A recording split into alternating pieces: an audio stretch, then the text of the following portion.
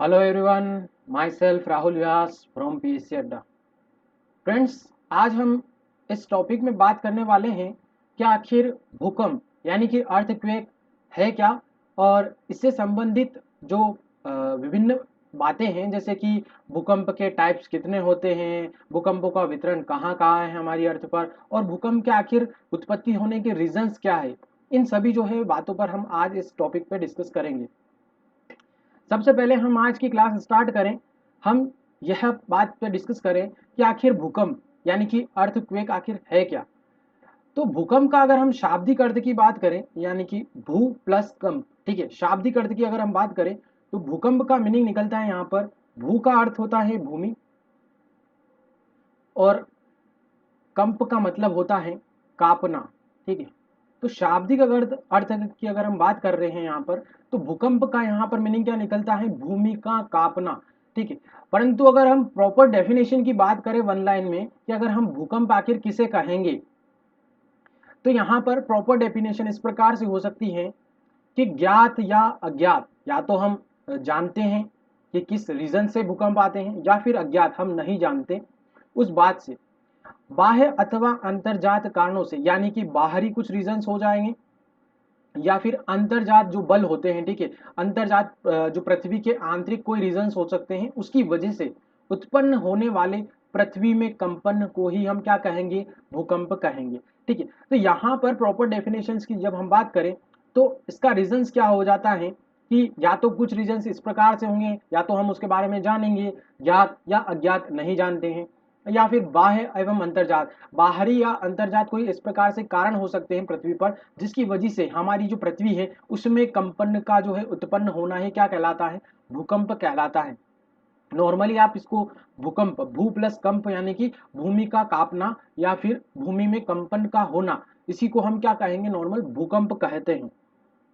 अब यहाँ पर जब हम भूकंप की चर्चा करते हैं तो हमेशा जब प्रत्येक साल की अगर हम बात करें तो हमारी अर्थ पर लगभग 10 करोड़ से भी अधिक जो है भूकंप, ठीक है, 10 करोड़ से भी अधिक हमारे यहाँ पर अर्थ पर प्रत्येक वर्ष जो है आते रहते हैं। उनकी जो हलचलें, चाहे वो छोटे भूकंप हो बड़े भूकंप हो, बहुत सारे भूकंप हमारे अर्थ पर आते रहते हैं जिनको हम मापते भी नहीं है, ठीक है।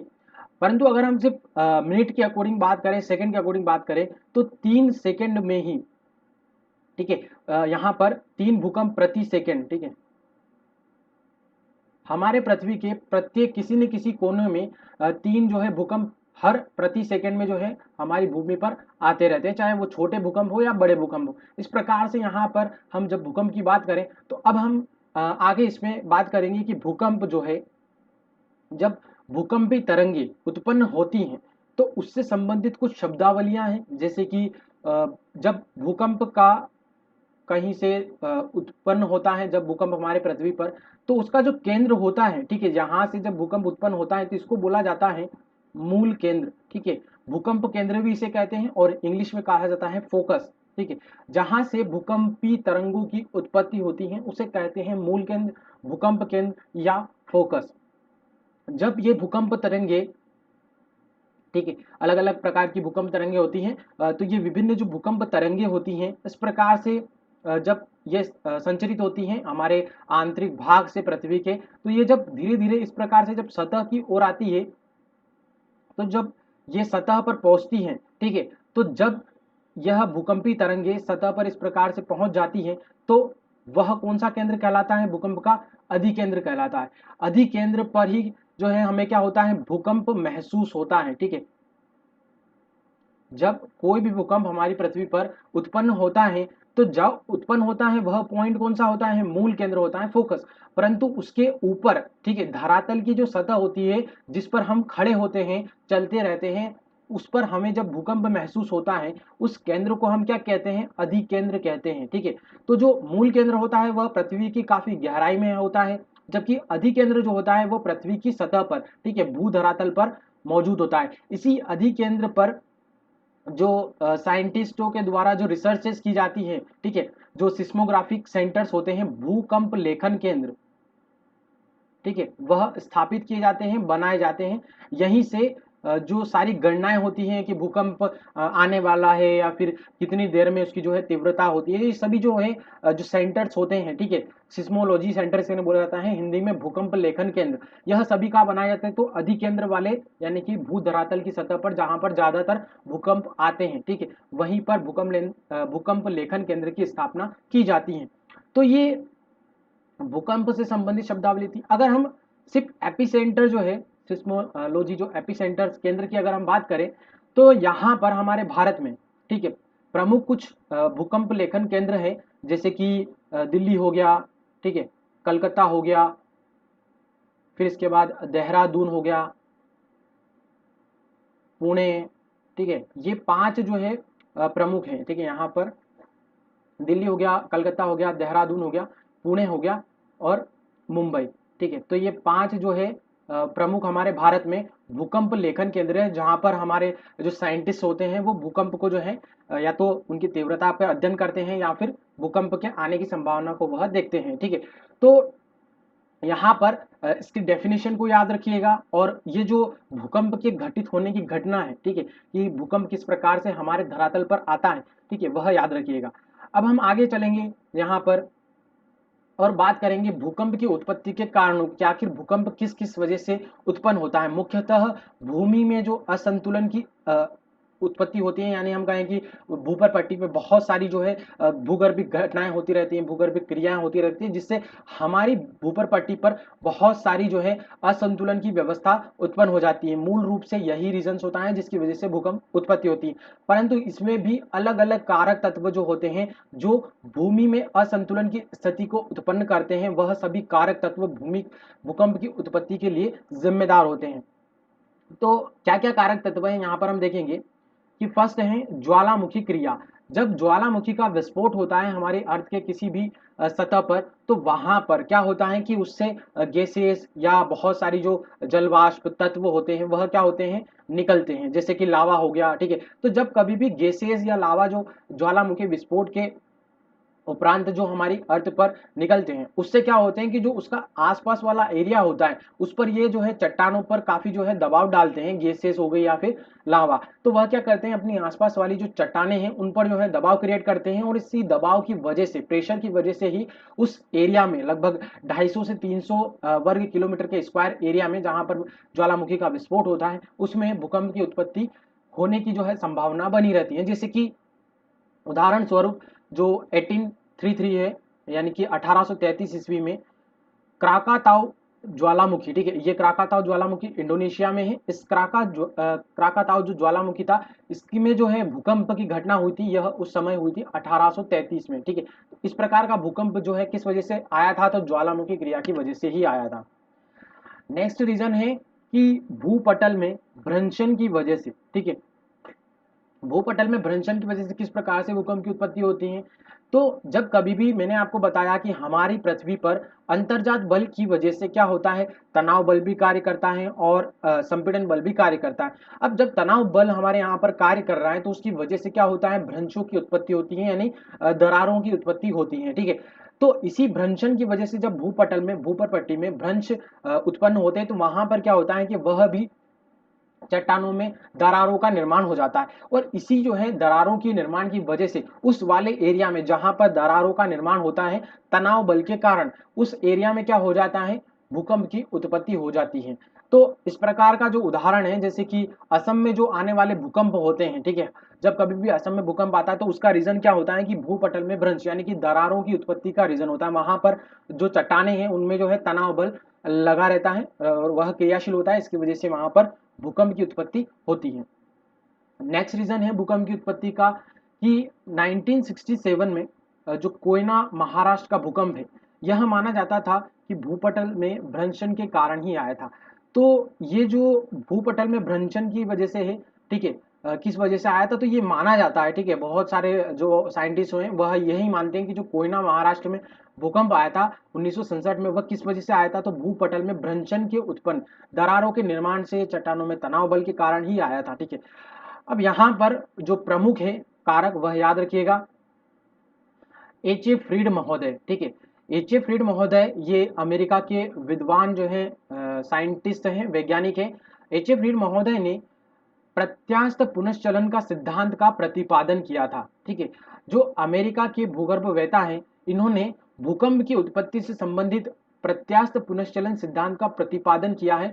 और यह जो सिद्धांत है वर्तमान में भूकंप की उत्पत्ति में यह सिद्धांत सही माना जाता है। ठीक है, ज्यादातर जो यह सिद्धांत है वही सत्य माना जाता है। अब प्रत्यास्थ पुनश्चलन का जो सिद्धांत है एच.एफ. रीड द्वारा प्रस्तुत किया गया, आखिर यह है क्या, समझिएगा। इन्होंने चट्टानों के लचीलेपन पर जो है निर्भरता को बताया है, यानी कि चट्टानें जो होती हैं वह लचीलेपन के कारण जो है यहाँ पर भूकंप की उत्पत्ति इन्होंने रीजन बताया है। कैसे, समझिएगा कि इन्होंने यह बताया है इस सिद्धांत में कि जो हमारी चट्टानें होती हैं उनकी एक सीमा होती है तनाव बल को सहने की। जब चट्टानों पर अत्यधिक तनाव बल जो है कार्य करता है, जिसकी वजह से क्या हो जाती है, चट्टानें एक समय तक ही जो है उस तनाव बल को सहती हैं। ठीक है, लचीली होती हैं, तो वह एक समय तक ही जो है उस तनाव को सह पाती हैं। उस तनाव के ज्यादा जो है बल के अत्यधिक होने के कारण जब क्या हो जाती हैं, फिर चट्टानें टूट जाती हैं। इसी प्रकार से जब चट्टानें तनाव बल के अत्यधिक लगने से चट्टानें टूट जाती हैं, तो उसकी वजह से क्या हो जाता है, उस एरिया में जिस पे ये चट्टान बलों पे तनाव बल लग रहा है, तो वहां पर क्या हो जाता है, दरारों, भ्रंशों का निर्माण हो जाता है।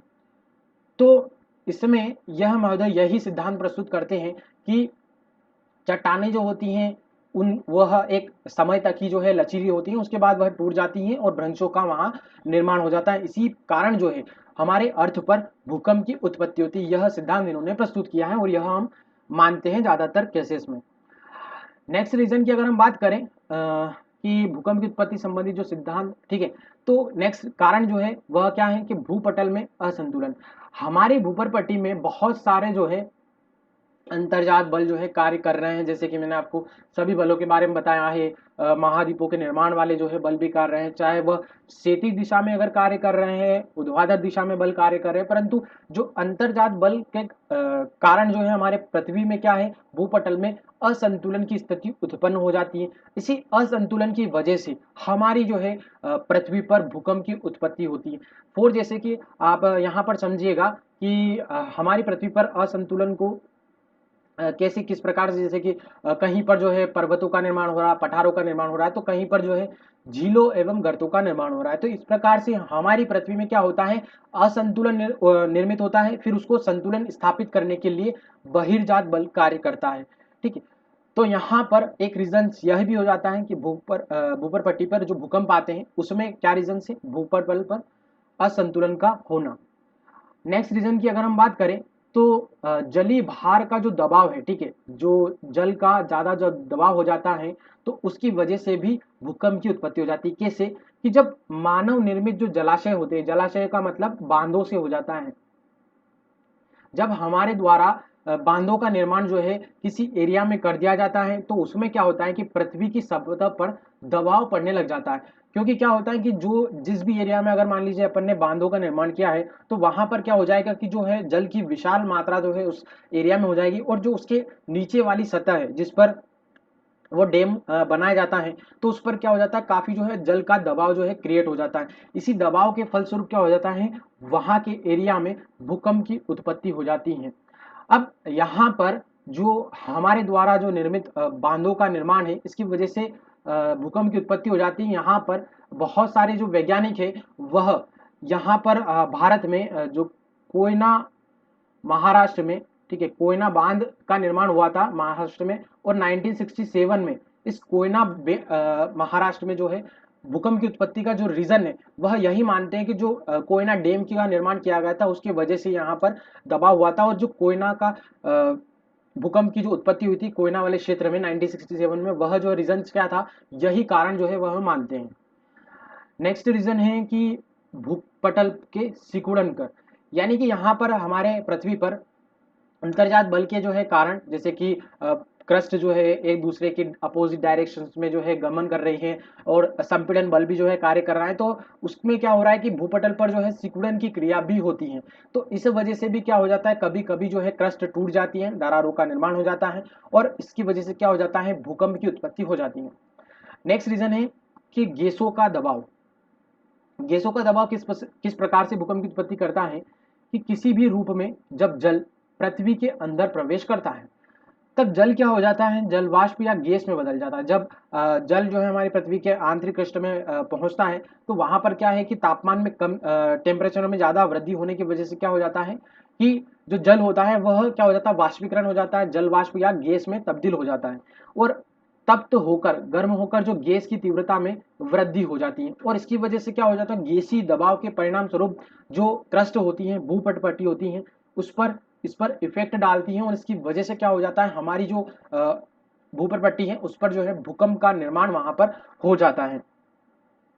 नेक्स्ट रीजन की हम बात करें तो प्लेट टेक्टोनिक। प्लेट टेक्टोनिक का मतलब क्या होता है, प्लेटों के गति करने की वजह से।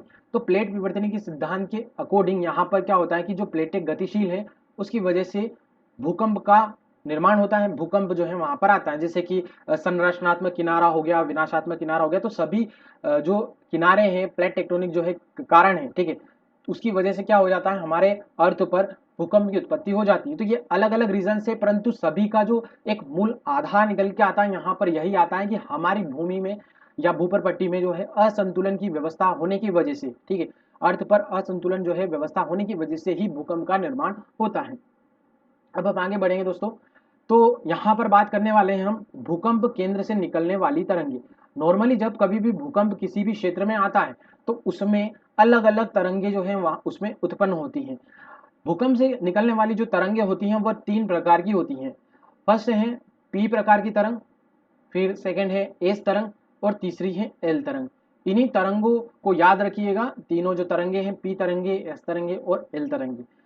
इसी के आधार पर जो है हमारे साइंटिस्ट वह क्या करते हैं, पृथ्वी की आंतरिक संरचना की गणना करते हैं। वो अनुमानित लगाते हैं कि पी एस और जो एल तरंगे है, भूकंपी तरंगे, इसके आधार पर हम पृथ्वी की आंतरिक संरचना को जानते हैं। फिलहाल हम यहाँ पर जब 3 तरंगों की बात करें तो अलग अलग यहाँ पर हम चर्चा करेंगे कि पी तरंग की वजह से क्या क्या होता है। सबसे पहले पी तरंग जो होती है वह प्राथमिक तरंगे होती हैं। क्यों होती हैं, जब कभी भी जैसे कि भूकंप, ठीक है, भूकंप का जो केंद्र होता है उससे इस प्रकार की जब भूकंप की उत्पत्ति होती है तो यहाँ पर अनेक प्रकार की जो तरंगे निकलती हैं। तो यहाँ पर क्या होता है कि जो प्राइमरी, ठीक है, सबसे फर्स्ट जो है यहाँ पर तरंग निकलती है वह कौन सी तरंगे होती हैं, पी तरंगे ही उत्पन्न होती हैं।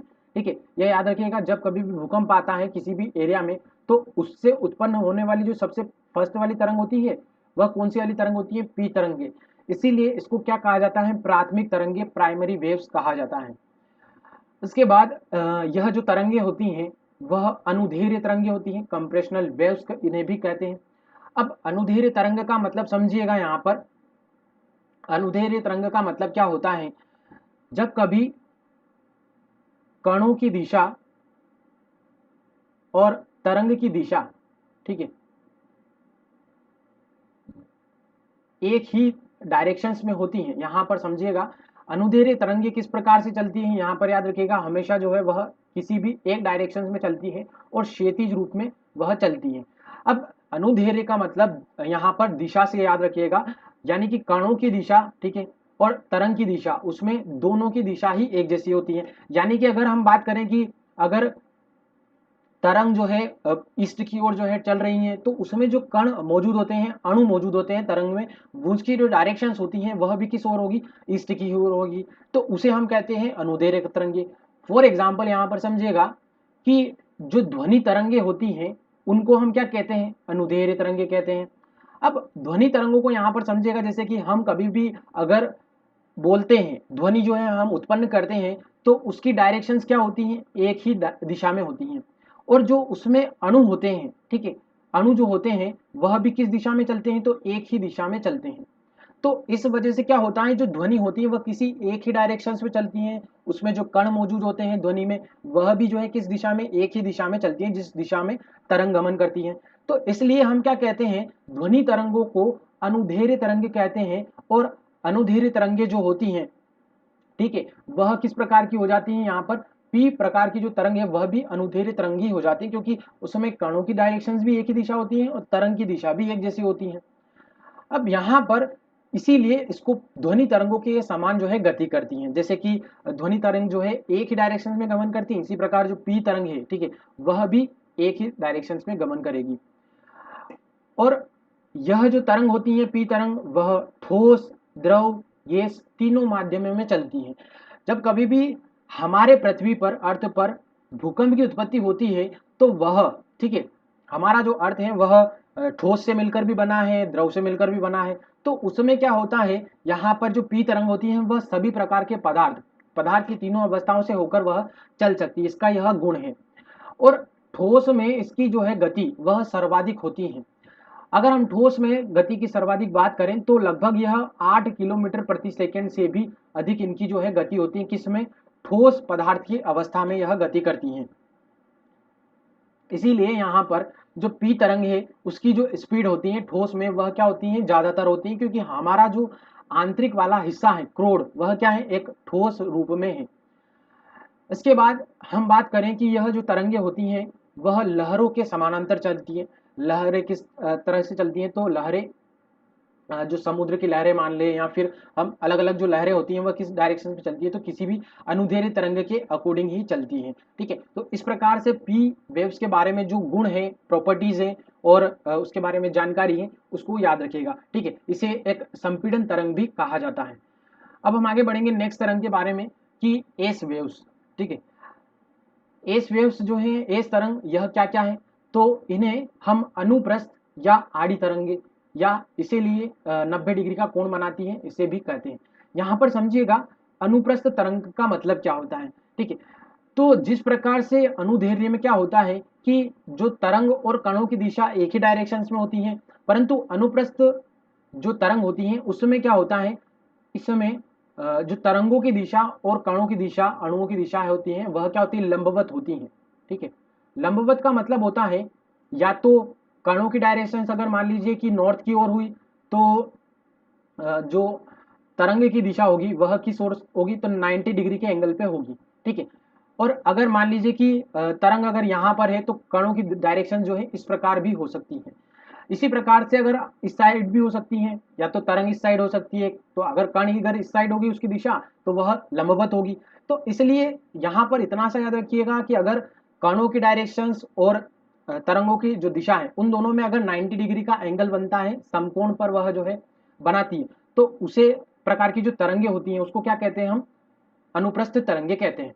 और इसीलिए यहाँ पर क्या कहा जाता है, इसको आड़ी तरंग भी कहा जाता है, क्योंकि यह 90 डिग्री का कोण बनाती है। अब फॉर एग्जाम्पल यहाँ पर समझिएगा, जो प्रकाश तरंगे होती हैं वह क्या होती हैं, अनुप्रस्थ तरंगे ही होती हैं। ठीक है, तो अगर हम प्रकाश की बात करें तो प्रकाश में क्या होती है, कणों की डायरेक्शंस और तरंगों की डायरेक्शंस, उन दोनों में क्या होता है, लंबवत जो है होती है। वह दोनों की डायरेक्शंस एक दिशा में नहीं होती, इसलिए हम उसे क्या कहते हैं, अनुप्रस्थ तरंग कहते हैं। इसलिए प्रकाश जो तरंग है, ठीक है, प्रकाश को भी हम अनुप्रस्थ तरंग इसीलिए कहते हैं क्योंकि उसमें जो कणों की डायरेक्शंस होती हैं वह विपरीत दिशा में होती हैं और तरंगों की डायरेक्शंस अलग दिशा में होती हैं।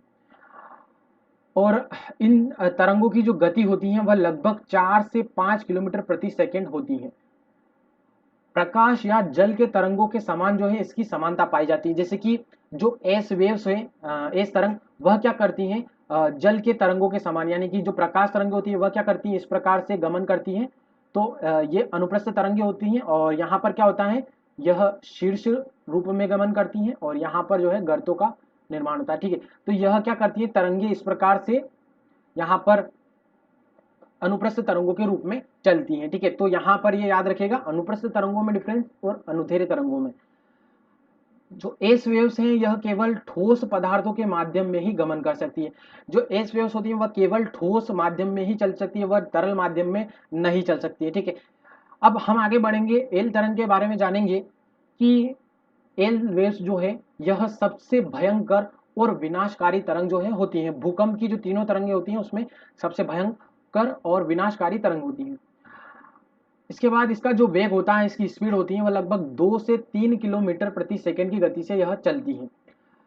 अब यहाँ पर याद रखिएगा कि जैसे यहाँ पर तरंगे जब भूकंप के आने के पर उत्पत्ति होती है तो फर्स्ट जो तरंग होती है उसको हम कहते हैं पी तरंग। सेकेंड जो तरंग होती है उसको क्या कहते हैं हम, सेकेंडरी यानी एस तरंग, एस वेव्स। और जो लास्ट में, ठीक है, भूपर पट्टी पर जो अंत में हमारे यहाँ पर धरातल पर जो तरंग पहुंचती है उसको कहते हैं हम एल तरंग। ठीक है, तो जो एल तरंग होती है वह क्या होती है, वही सिर्फ क्या होती है, हमारे धरातल पर पहुंचती है। अब यह क्या करती है, सबसे अधिक दूरी तय करती है और इसका वेग जो होता है वह क्या होता है, बहुत कम होता है एस और पी वेव्स के सापेक्ष। फिर भी यह भयंकर क्यों होती है, यहाँ पर समझिएगा कि जो एल तरंग होती है वह भले चाहे कम स्पीड से चलती हो, परंतु वह जब हमारे धरातल पर पहुंचती है तो उसी की वजह से हमारे धरातल पर जो विनाश की घटना होती है, भूकंप की घटना होती है, और हमें जो भूकंप महसूस होता है धरातल पर, वह एल वेव्स की वजह से ही महसूस होता है। ठीक है, तो इसलिए यह तरंग जो होती है वह हमारे लिए क्या हो जाती है, भयंकर और विनाशकारी हो जाती है। और यह क्या होती है, पृथ्वी की सतह सरफेस पर चलने वाली तरंग होती है। देखिए, तो यह जो क्या होती है लास्ट में उत्पन्न होती है, अंत वाली ये जो होती है, तो यहाँ पर उत्पन्न होती है एल वेव्स, और यह पृथ्वी की धरातल पर चलती है। ठीक है, पूरी पृथ्वी पर जो है भूकंप की जो घटना देखी जाती है, महसूस की जाती है, वह एल वेव्स के कारण ही महसूस होती है।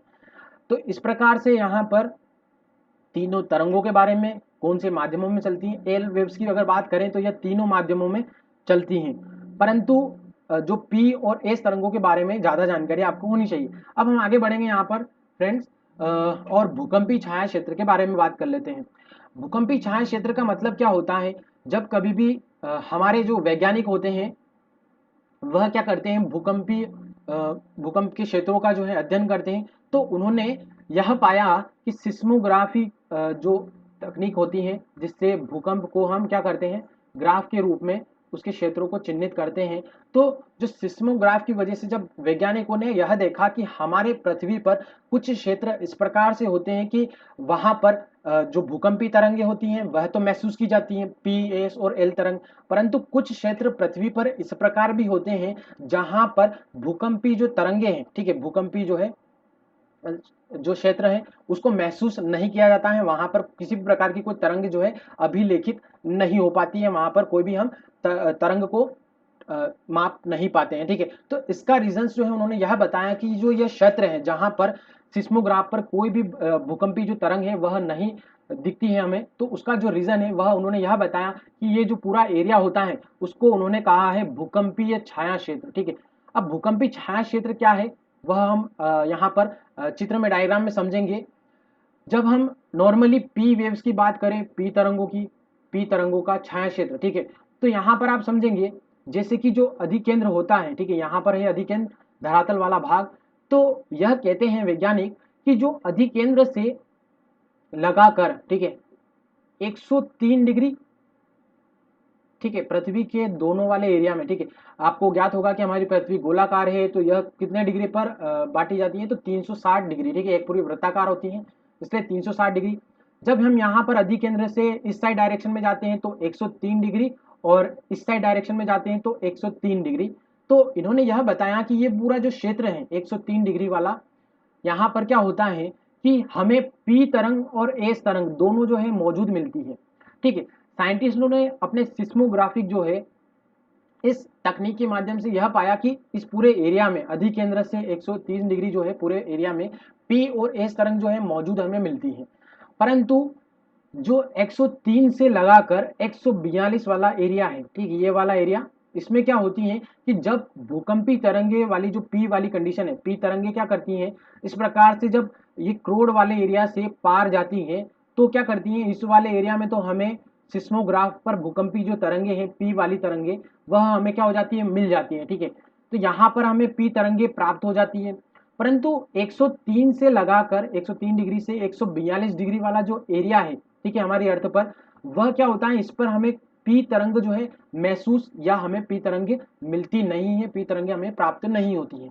तो इसी को इन्होंने कहा है पी तरंगों का भूकंपीय क्षेत्र। ठीक है, तो इस वाले जो एरिया को जहां पर इन्हें भूकंपी तरंगे महसूस नहीं होती है, नहीं मिलती है हमारी अर्थ पर, उसको कहा है भूकंपी छाया क्षेत्र। इसी प्रकार से जब हम एस तरंगों की बात करें अर्थ पर, तो इन्होंने यह क्षेत्र बताया है कि जब कभी हम अधिकेंद्र से 103 वाले एरिया तक जाते हैं, 103 डिग्री वाले एरिया पर, तो क्या होती है, यहाँ पर हमें पी तरंग और एस तरंग दोनों तरंगे हमें जो है मिलती हैं, परंतु जब कभी भी ये तरंगे क्रोड से होकर जाती हैं तो यहाँ पर क्या करती है, पी तरंग तो पास हो जाती है, यहाँ पर आपने देखा तो पी तरंगे हमें 142 डिग्री से 142 डिग्री जो है यहाँ पर हमें क्या मिलती है, पी तरंग वेव्स मिल जाती हैं, परंतु जो एस तरंगे होती हैं वह पूरे 103 डिग्री से 103 डिग्री जो वाला एरिया है, ठीक है, उसमें हमें क्या करती हैं, हमें एस तरंगे प्राप्त नहीं होती है। इसलिए एस तरंग का जो भूकंपीय क्षेत्र है, भूकंपीय छाया क्षेत्र, वह क्या होता है, पी तरंगों से ज्यादा होता है। ठीक है, हमारे अर्थ पर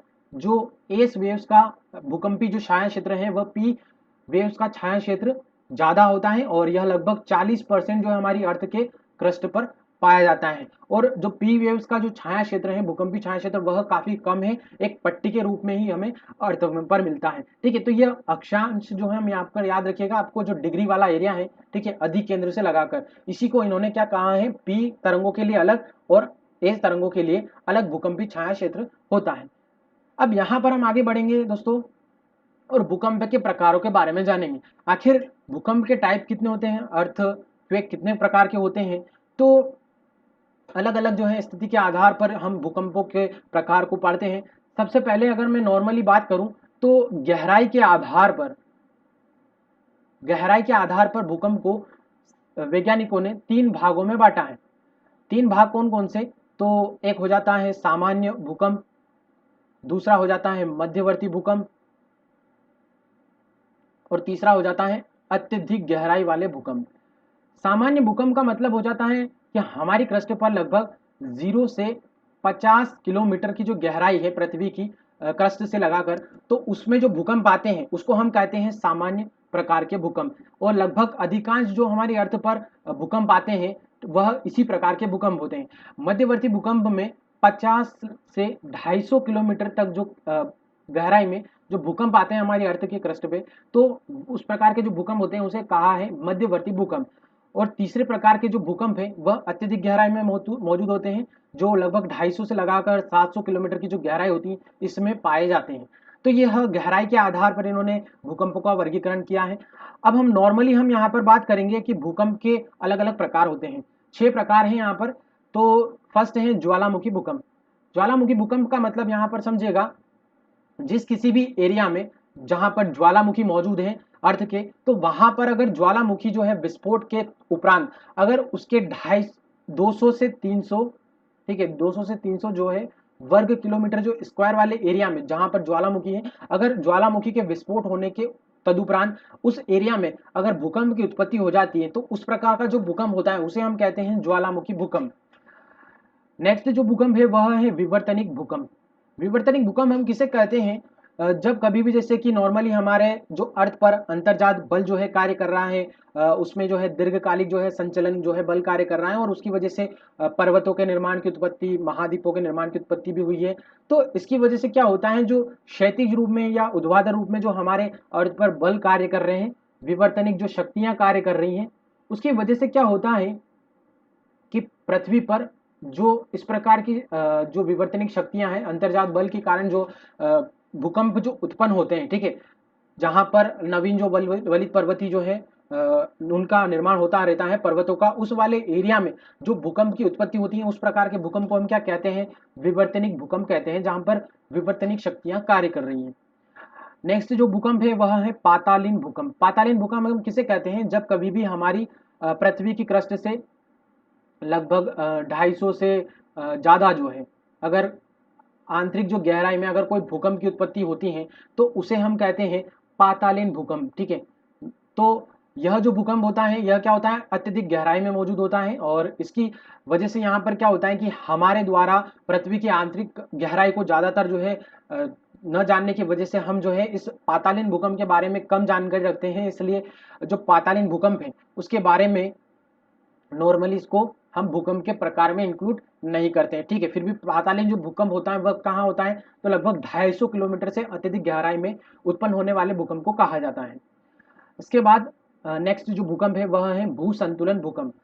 अब भू संतुलन भूकंप हम किसे कहते हैं, नॉर्मली हमारे जो पृथ्वी पर जो विवर्तनिक शक्तियां कार्य कर रही हैं उसकी वजह से हमारे भूमि पर क्या होते हैं, जैसे कि जो नए नए जो पर्वतों का निर्माण हो रहा है, जहां पर जो चट्टाने हैं, ठीक है, जहां पर चट्टाने अभी स्थिर अवस्था में नहीं पहुंच पाई है, और उस एरिया में क्या होते हैं, बहुत सारी जो भूगर्भिक जो है आंतरिक क्रिया होती रहती हैं, और उसकी वजह से हमारे भूमि पर क्या हो जाता है, भू असंतुलन की उत्पत्ति होती रहती है, और उसमें क्या हो जाता है कि यहाँ पर बहुत सारे जो बल हैं वह कार्य करते रहते हैं। इसकी वजह से भू संतुलन प्रकार के जो भूकंप उनकी उत्पत्ति होती है। ठीक है, तो नॉर्मली यहाँ पर जो चट्टानों पर जो है अंदर जात बल जो कार्य कर रहे हैं, तनाव बल, और इसकी वजह से जो भ्रंशों का निर्माण होता है, तो उस प्रकार के जो भूकंप की उत्पत्ति होती है उसको हम कहते हैं भू संतुलन प्रकार का भूकंप।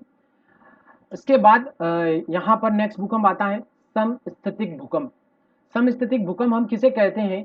जब कभी भी हमारी भूमि पर जो भूपटल है, ठीक है, भूप्रपट्टी है, उस पर बहुत सारी जो आंतरिक शक्तियां हैं, जैसे कि मैंने जैसे बताया कि जो बल कार्य कर रहे हैं, उसकी वजह से क्या होता है कि हमारी अर्थ की क्रस्ट पर बहुत सारी जो है अलग अलग जो है क्रियाएं होती रहती हैं। ठीक है, भूगर्भिक क्रियाएं। इसकी वजह से क्या होता है, यहाँ पर एक और बल कार्य करता है, बहिर्जात बल। तो उसमें क्या होता है, इसको समतल मूलक बल भी कहा जाता है। ठीक है, समतल मूलक बल किसको कहा जाता है? समतल मूलक भूकंप। ठीक है, सॉरी, समतल मूलक जो भूकंप है, इस समस्थिति की भूकंप को कहा जाता है, क्योंकि यहाँ पर क्या होता है, जब कभी भी इस प्रकार की भूमि में असंतुलन की जो उत्पन्न होने की जो कारण है, रीजन से, उसकी वजह से हमारी भूप्रपट्टी में जो असंतुलन की वजह से जो भूकंप की उत्पत्ति होती है, वहां पर यह प्रकार के जो भूकंप होते हैं, जिसकी वजह से हमारी स्थिति में थोड़ा सा नॉर्मल जो भूकंप है वह संतुलन की अवस्था में आ जाते हैं। ठीक है, तो उस प्रकार के भूकंप को हम क्या कहते हैं? समस्थिति की भूकंप कहते हैं। तो यहाँ पर क्या होता है, नॉर्मल चट्टानों में कारण तो रीजन वही होते हैं नॉर्मल भूपटल में जो है असंतुलन की वजह से, परंतु यहाँ पर थोड़ा सा ये जो भूकंप होता है समस्थिति की भूकंप, वह क्या करता है, समतल जो चट्टानें होती हैं, ठीक है, चट्टानों को समतल करने के लिए कार्य करता है। इस प्रकार का जब भूकंप उत्पन्न होता है चट्टानों को संतुलित करने के लिए, तो उस प्रकार से जो भूकंप उत्पन्न होता है उसको हम कहते हैं समस्थिति की भूकंप। इसके बाद जो नेक्स्ट भूकंप है वह विताली भूकंप। तो यह भी एक प्रकार से पातालीन भूकंप होता है, जो लगभग 250 किलोमीटर के बाद से लगाकर 700 किलोमीटर की जो गहराई होती है क्रस्ट की, उसमें उत्पन्न होने वाले भूकंप को हम कहते हैं विताली भूकंप। तो ये दोनों प्रकार के जो भूकंप है, इसमें हम कम जानकारी रखते हैं, वैज्ञानिक के द्वारा जो है इसमें कम अध्ययन किया जा सकता है, इसलिए यहाँ पर क्या होता है कि हम इसके बारे में कम पढ़ते हैं। ठीक है, फिर भी यहाँ पर याद रखिएगा कि दो प्रकार के और भूकंप होते हैं। अब हम आगे बढ़ेंगे दोस्तों, यहाँ पर जानेंगे भूकंप का विश्व वितरण, यानी कि पूरे अर्थ पर जो अलग अलग पेटियां हैं भूकंप से संबंधित, वह किस प्रकार से हमें ने भूकंप के क्षेत्रों को अलग अलग क्षेत्रों में बांटा है। तो सबसे पहले यहाँ पर हम बात करेंगे अलग अलग पेटियों की। फर्स्ट है परिप्रशांत तटीय पेटी। यह जो पेटी है आपको इस वाले एरिया में मिलेगी, यहाँ पर जो प्रशांत वाला एरिया है, ठीक है, प्रशांत महासागर वाला एरिया। तो यहाँ पर दो बड़ी बड़ी जो प्लेटें हैं, एक हो जाती है प्रशांत महासागर की जो प्लेट है, और दूसरी जो है यहाँ पर अमरीकी प्लेट। और इधर भी जब आप यहाँ पर आप देखेंगे तो यहाँ पर जो प्रशांत महासागर की प्लेट, और फिर यहाँ पर इंडो ऑस्ट्रेलियन प्लेट और एशियन प्लेट, ठीक है, यहाँ पर तो ये जब प्लेटें आपस में टकरा रही है, तो यहाँ पर क्या होता है, भूकंपों की उत्पत्ति का निर्माण होता है। तो इस वजह से जो इस क्षेत्र को हमने कहा है वह कौन सा है, परिप्रशांत तटीय पेटी। यह जो पूरा क्षेत्र है, यह विश्व का सबसे विस्तृत भूकंप वाला क्षेत्र है। सबसे ज्यादा जो हमारे अर्थ पर भूकंप आते हैं वह इस परिप्रशांत तटीय वाले इलाके में ही आते हैं। और यहाँ पर कितने परसेंट भूकंप आते हैं, तो पूरे विश्व के 63% जो भूकंप है वह इस परिप्रशांत तटीय पेटी वाले इलाके में ही आते हैं। यह जो तटीय पेटी है, यह चिली से आरंभ होकर, यहाँ पर आपको चिली मिलेगा, यहाँ से आरंभ होकर कैलिफोर्निया, कैलिफोर्निया यहाँ पर यूएसए के इलाके में, फिर कैलिफोर्निया, अलास्का, ये उत्तर वाला इलाका, इसके बाद जापान, फिलीपींस, ठीक है, यहाँ पर आ जाता है ये अलास्का से इस साइड होकर, फिर यहाँ पर जापान और ये फिलीपींस वाला एरिया जो हमारे भारत के पूर्वी वाले इलाके में है, फिलीपींस और न्यूजीलैंड, ठीक है, आदि तक जो है यह विस्तृत है। ठीक है, तो यह पूरा जो एरिया है परिप्रशांत तटीय पेटी को हमने इस वाले एरिया में बांटा है और सबसे विस्तृत वाला भूभाग है। इसके बाद नेक्स्ट जो है भूकंप का क्षेत्र वह कौन सा है, तो मध्य महाद्वीपीय पेटी। ठीक है, मध्य महाद्वीपीय पेटी जो है इसमें लगभग हमारे पूरी अर्थ के 21% भूकंप आते हैं। यह पेटी आपको कहाँ पर मिलेगी, तो यह मिलेगी आपको इस वाले इलाके में, ये जो भूमध्य सागर वाला एरिया है थोड़ा, तो यहाँ भूमध्य सागर से लगाकर आर्मेनिया, ईरान, बलूचिस्तान होते हुए हमारे भारत के हिमालय वाले एरिया में होते हुए यह म्यांमार वाले इलाके तक होते हुए जो है क्या हो जाती हैं, बाद में अराकानयोमा और चीन वाले जो है एरिया में भी चली जाती है। तो ये पूरी जो है विस्तृत पेटी, इसको हमने कहा है मध्य महाद्वीपीय पेटी। और यूरोप का जो आल्प्स पर्वत है, ठीक है, जो आल्प्स पर्वत आपको यहाँ पर मिलेगा, तो जो आल्प्स पर्वत और भारत का हिमालय और बर्मा म्यांमार का जो अराकानयोमा है, चीन का कुनलुन पर्वत और त्योंगसांग जो पर्वत है, इसमें क्या होता है, यहाँ पर जो सारे भूकंप उत्पन्न होते हैं उसका जो रीजन है वह कौन से वाले पेटी में आ जाता है, तो मध्य महाद्वीपीय पेटी। तो हमारे भारत इंडिया में जो भूकंप की उत्पत्ति होने वाली जो पेटी है उसको भी हमने मध्य महाद्वीपीय पेटी में ही रखा है। अब इसके बाद नेक्स्ट जो पेटी की अगर हम बात करें तो तीसरी पेटी है अटलांटिक कटक पेटी। आपको अटलांटिक कटक पेटी जो है आइसलैंड से लगाकर बोवेट द्वीप समूह, ठीक है, आइसलैंड आपको यहाँ पर आर्कटिक महासागर के नॉर्थ वाले इलाके में मिलेगा, और यहाँ से लगाकर जो एजोर्स द्वीप है, ठीक है, सेंट हेलेना द्वीप और जो अटलांटिक महासागर वाला एरिया है, ठीक है, इस पूरे एरिया में यहाँ पर यह पेटी फैली हुई है, इसे हमने कहा है मध्य अटलांटिक कटक पेटी, ठीक है। तो यहाँ पर आप ये कहाँ तक फैली है, तो बोवेट द्वीप तक फैली है। इसके बाद यह जो है भूमध्य रेखा के पास इस वाले एरिया में सर्वाधिक भूकंप आते हैं, ठीक है, ये भूमध्य रेखा वाला एरिया है, तो यहाँ पर जो है सर्वाधिक भूकंप इस मध्य अटलांटिक कटक वाली पेटी में आते हैं। इसके अलावा भी हमने जो है अन्य क्षेत्रों को भूकंप वाले एरिया में रखा है, जैसे कि अन्य क्षेत्र में कौन कौन से आ जाएंगे दोस्तों, जो ये भूकंप वाला क्षेत्र है, जैसे कि हमारे हिंद महासागर में भी कुछ भूकंप आते हैं। इसके बाद जो अफ्रीका की पूर्वी जो महान भ्रंश घाटी है, इस वाले एरिया में जो टंगानिका न्यासा, इस वाले जो एरिया में जो भूकंप आते हैं उसको भी हमने यहाँ पर अन्य क्षेत्र में इंक्लूड किया है, ठीक है। चाहे वो अदन की खाड़ी हो गया या फिर लाल सागर हो गया, इस क्षेत्र में जितने भी भूकंप आते हैं उसको हमने अन्य क्षेत्र में रखा है। तो इस प्रकार से हमने भूकंप के क्षेत्रों को अलग अलग एरिया में बांट रखा है। अब हम आगे बढ़ेंगे और यहाँ पर बात करेंगे हमारे भारत के संदर्भ में हमने अलग अलग जो क्षेत्रों के बारे में, भूकंपी क्षेत्रों को अलग अलग आधार पर डिवाइड किया है, वह कौन कौन से हैं। भारत को भूकंपी क्षेत्रों के आधार पर 3 भागों में डिवाइड किया गया है, ठीक है। नॉर्मली हम जब यहाँ पर 3 क्षेत्रों की बात करें, कौन कौन से वह क्षेत्र हैं, तो हिमालय का पर्वतीय क्षेत्र, ठीक है, सेकंड हो जाता है सिंध गंगा का मैदान यानी मैदानी वाला क्षेत्र, और थर्ड हो जाता है प्रायद्वीपीय भारत वाला एरिया। अब हिमालय वाला जो क्षेत्र है हमारा, जो मध्य महाद्वीपीय वाले पेटी में आता है, तो इस वाले क्षेत्र में हमारे भारत में सबसे ज्यादा भूकंप आते हैं। क्यों आते हैं हिमालय भारत, ठीक है, हिमालय जो है, हिमालय वाले एरिया में सबसे ज्यादा भूकंप में आने का रीजन आप समझिएगा यहाँ पर, कि जो इसका रीजन है वह क्या है, कि एक चीज तो यहाँ पर यह होती है कि जो हिमालय वाला एरिया है वह कौन सा है, तो नवीन वलित पर्वतीय वाला इलाका है। यानी यहाँ पर क्या होते हैं, अभी भी हमारे यहाँ पर जो है पर्वतों के निर्माण की प्रोसेस जो है चल रही है, एक दूसरे से प्लेटें जो है टकरा रही हैं, और प्लेटों के टकराने की वजह से यहाँ पर क्या होता है, भ्रंशों का निर्माण होता है या फिर पर्वतों का निर्माण होता है। तो हमारे जो हिमालय वाला पर्वत वाला एरिया है वह क्या है, एक नवीन वलित पर्वतीय क्षेत्र है, जहां पर जो है इस वजह से हमारे इस वाले एरिया में क्या होते हैं, भारत के सबसे ज्यादा भूकंप आने का रीजन होता है। और इसमें क्या होता है कि जो नॉर्थ वाली प्लेट है, एशियन प्लेट, और भारत वाली जो प्लेट है, इंडियन प्लेट, दोनों जो है आपस में टकरा रही हैं, अपोजिट डायरेक्शन में गमन कर रही हैं। इस वजह से भी हमारे यहाँ पर क्या होता है, हिमालय वाले पर्वत इलाके में ज्यादातर भूकंप आते हैं। अब पहले क्या होता था कि हमारे भारत में जो हिमालय का पर्वतीय क्षेत्र होता था, इसी को ज्यादातर प्रायोरिटी माना जाता था कि इस वाले एरिया में ही भूकंप आता है। अब नेक्स्ट अगर हम बात करें कि जो क्षेत्र है सिंध गंगा का क्षेत्र, ठीक है, इसमें सिंधु गंगा और ब्रह्मपुत्र, ठीक है, यह तीनों जो एरिया है, ठीक है, मैदान वाला एरिया, मैदानी क्षेत्र में भी कभी कभी भूकंप आ जाते हैं। अब मैदानी वाले क्षेत्र में भूकंप आने का रीजन आप समझिएगा कि यहाँ पर क्या हुआ कि जब हमारे यहाँ पर हिमालय की उत्पत्ति हो रही थी, निर्माण हो रहा था, तो उसी समय यहाँ पर मैदानी वाले इलाके में दरारों का निर्माण हो चुका था। तो इसी जो प्राचीन दरारों के सहारे अभी भी वर्तमान में कभी कभी इस सिंध और गंगा वाले एरिया में क्या हो जाते हैं, कभी कभी भूकंप की उत्पत्ति हो जाती है। और यह जो सिंधु गंगा ब्रह्मपुत्र वाला एरिया है, मैदान वाला इलाका, यह क्या है, तो जलोढ़ मिट्टी वाला एरिया है, ठीक है। तो इसलिए यहाँ पर जो प्राचीन दरारें हैं जो हिमालय की उत्पत्ति के समय निर्मित हो चुकी थी, उसमें यहाँ पर इन्हीं दरारों के सहारे कभी कभी भूकंप आ जाते हैं।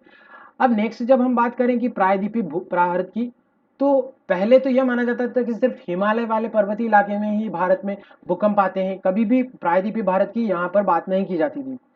परंतु क्या हुआ कि 1967 में जब हमारे भारत में कोयना महाराष्ट्र, ठीक है, कोयना महाराष्ट्र में जो भूकंप आया, उसकी वजह से यह धारणा हमारे भारत में गलत सिद्ध हो गई कि प्रायद्वीपीय भारत में कभी भूकंप नहीं आ सकता।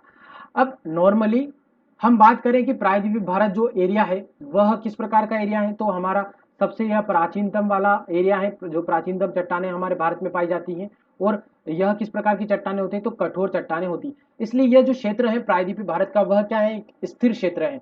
स्थिर क्षेत्र जो होने की वजह से यहाँ पर हमारे क्या होता है, भूकंप बहुत कम ही आते हैं।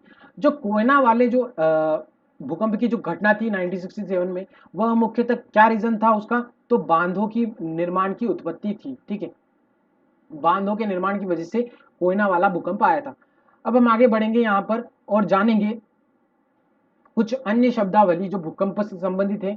तो सिस्मोलॉजी, ठीक है, सिस्मोलॉजी क्या होता है, जिसमें हम भूकंपी तरंगों या भूकंपी आघात क्षेत्रों का अध्ययन करने वाला जो विज्ञान होता है, जिसमें हम भूकंपी जो है पूरा विज्ञान, भूकंप से संबंधित जो पूरी घटनाएं होती है उसको जो अध्ययन करने वाला विज्ञान होता है, उसको हम क्या कहते हैं, सिस्मोलॉजी कहते हैं, भूकंप विज्ञान हम उसे कहते हैं। इसके बाद हम यहाँ पर बात करेंगे कि जब सिस्मोग्राफ होता है, ठीक है, सिस्मोग्राफ की मदद से हम क्या करते हैं, भूकंप को देखते हैं। परंतु इस सिस्मोग्राफ में भी जो है अलग अलग स्केल, यानी कि हम उसमें भूकंप की तीव्रता को मापने के लिए अलग अलग जो है पैमाने का यूज करते हैं। तो भूकंप को नापने के लिए अलग अलग स्केलें होती हैं, पैमाने होते हैं। तो यहाँ पर मुख्यतः दो प्रकार की स्केल होती हैं। एक हो जाता है मर्करी स्केल और दूसरा हो जाता है यहाँ पर रिएक्टर स्केल, ठीक है। और तीसरे प्रकार की भी स्केल होती है रोसीफेरल स्केल, ठीक है। तो ये तीन प्रकार के पैमाने हमारे भूकंप को ज्ञात करने में, जो सिस्मोग्राफ होता है उसमें तीन प्रकार की स्केलों का यूज किया जाता है। मर्केली स्केल की अगर हम बात करें तो मर्केली स्केल में कुछ इस प्रकार से इससे संबंधित बातें हैं कि यह जो स्केल होती है वह तीव्रता के आधार पर यह स्केल को हम जो है अध्ययन करते हैं। मुख्यतः जो मर्केली स्केल है उसको हमने साइंटिस्टों के द्वारा तीव्रता के आधार पर बनाया गया है, ठीक है। नॉर्मली जब हम तीव्रता की बात करते हैं कि कोई सा भूकंप जो है किस तीव्रता से आया है, तो उसी तीव्रता का जो हम मापन करते हैं वह मर्केली स्केल के आधार पर ही करते हैं। और जो इसका स्केल का मानक होता है यानी स्टैंडर्ड, वह कितना होता है, तो 1 से लगाकर 11 होता है, ठीक है। हर स्केल, जैसे कि हम नॉर्मल हमारी जो गणितीय स्केल होती हैं उसमें भी स्टैंडर्ड होते हैं, ठीक है, अलग अलग पैमाने होते हैं। तो उसमें जो स्टैंडर्ड होता है मर्केली स्केल में, वह क्या होता है, 1 से लगाकर, 1 पॉइंट से लगाकर 11 जो है अलग अलग पैमाने स्टैंडर्ड इसमें दिए गए हैं। इसके बाद यह स्केल जो होती है अनुभव के आधार पर इसका जो है निर्माण किया गया है। और जो भूकंप के द्वारा उत्पन्न तरंगे होती हैं उससे कितनी हानि हुई है, इस आधार पर इस स्केल से हम जो है मर्केली स्केल द्वारा जो है उसमें नापते हैं, मापते हैं। अब अगर हम रिएक्टर स्केल की बात करें, रिएक्टर स्केल से संबंधित कुछ तथ्य, तो रिएक्टर स्केल का जो आविष्कार है वह चार्ल्स रिएक्टर द्वारा जो है किया गया था, ठीक है। 1935 में रिएक्टर जो है वैज्ञानिक हुए थे, उन्होंने इस स्केल का आविष्कार किया था। और यह स्केल जो है वह क्या होती है, एक ज्यामिति है, और यानी कि गणितीय मापक होती है। और गणितीय मापक जिस प्रकार से हम गणित में गणना करते हैं उसी प्रकार से यह जो स्केल होती है वह ज्योमेट्री के रूप में हमारे काम आती है। इसमें जो स्टैंडर्ड होता है, मानक होता है, वह कितना होता है, 1 से लगाकर 10 तक उसमें जो है संख्या होती है। और इसका जो आधार माना गया है स्केल का, रिक्टर स्केल का, वह क्या है, ऊर्जा है, ठीक है। यह माना जाता है कि जब कभी भी भूकंपी तरंगे आती है तो उसमें ऊर्जा कितनी है, ठीक है, उस आधार पर ही जो है क्या होता है, रिक्टर स्केल पर तीव्रता को मापा जाता है। कितने फोर्स से तरंगे या ऊर्जा जो है बाहर निकल रही है, यह क्या करती है, रिक्टर स्केल मापती है। और रिक्टर स्केल के जो अगले क्रम में 1 से अनुपात 10 की जो है वृद्धि होती है। अब 1 अनुपात 10 की वृद्धि यहाँ पर समझिएगा, जैसे कि अगर हम कभी भी बात करते हैं कि 6.0 की तीव्रता का अगर मान लीजिए भूकंप आया है, तो उसी क्षेत्र में अगर नेक्स्ट भूकंप 7.0 तीव्रता का आया है, तो यहाँ पर यह माना जाता है कि जब कभी भी यह भूकंप की तीव्रता को मानते तो हम इस आधार पर यह मानते हैं कि जो यह भूकंप आया था 6 पॉइंट वाला और अब आया है 7 पॉइंट वाला, तो यह इससे 10 गुना क्या है, ज्यादा तीव्रता वाला भूकंप था, इसलिए हम इसको क्या कहते हैं फिर भयंकर या विनाशकारी भूकंप मानते हैं। तो प्रत्येक जो है एक इकाई, ठीक है, इस स्केल पर प्रत्येक एक इकाई अगले वाली इकाई में क्या होती है 10 गुना वृद्धि वाली मानी जाती है, ठीक है, यह याद रखिएगा। अब हम आगे चलेंगे और कुछ और टर्मिनोलॉजी हम यहाँ पर बात कर लेते हैं भूकंप संबंधित कि आइसोसिस्मल लाइन, सम भूकंप रेखा हम किसे कहते हैं। तो भूकंप में जब कभी समान आघाती वाले क्षेत्र को मिलाने वाली तरंगों को आइसोसिस्मल या समभूकंपी रेखा कहते हैं। जैसे कि जब कभी भी हमारी अर्थ पर अलग अलग जो है भूकंप वाले क्षेत्रों में भूकंप आते हैं, तो वहां पर क्या होता है कि समान भूकंपी वाले क्षेत्र जहां पर नॉर्मली जितनी तीव्रता का जो भूकंप आया है, ठीक है, उन सारे क्षेत्रों को यह क्या मिलाती है, जहां पर समान तीव्रता वाले भूकंप आते हैं, जहां पर ज्यादा जो है उसका विनाश करते हैं, उसको हम कहते हैं समान भूकंप या समभूकंप रेखा, ठीक है। और नेक्स्ट हम बात करें कि आइसोसिस्मल लाइन, आइसोसिस्मल लाइन क्या होती है कि एक ही समय में समान आघाती क्षेत्रों को मिलाने वाली रेखा को होमोसिस्मल लाइन, होमोसिस्मल लाइन का मतलब हो जाता है यहाँ पर हिंदी में सहभूकंप रेखा। अब इसमें क्या होता है होमोसिस्मल लाइन का मतलब, यानी कि एक ही समय, ठीक है, एक ही किसी टाइम में अलग अलग पृथ्वी के एरिया में जब समान तीव्रता वाले जो भूकंप आते हैं उसको मिलाने वाली जो रेखा होती है उसको हम कहते हैं होमोसिस्मल सहभूकंप रेखा। इसके बाद भूकंप से संबंधित महत्वपूर्ण तथ्य है सिस्मोग्राफ। सिस्मोग्राफ क्या करता है, जिन संवेदनशील यंत्रों द्वारा भूकंपीय तरंगों की तीव्रता मापी जाती है, ठीक है, हम क्या करते हैं सिस्मोग्राफ का जो स्केल होती है, ठीक है, स्केल सिस्मोग्राफ का एक कंपोनेंट होता है और सिस्मोग्राफ पर हम उस तीव्रता को मापने के बाद, स्केल की तीव्रता से मापने के बाद हम क्या करते हैं उस पर एक ग्राफ बनाते हैं, जिससे हम क्या करते हैं भूकंप की जानकारी प्राप्त करते हैं। और यह एक संवेदनशील यंत्र होता है जिससे हम क्या करते हैं भूकंपी तरंगों की तीव्रता मापते हैं, इसी हम क्या कहते हैं भूकंप लेखी या सिस्मोग्राफ कहते हैं।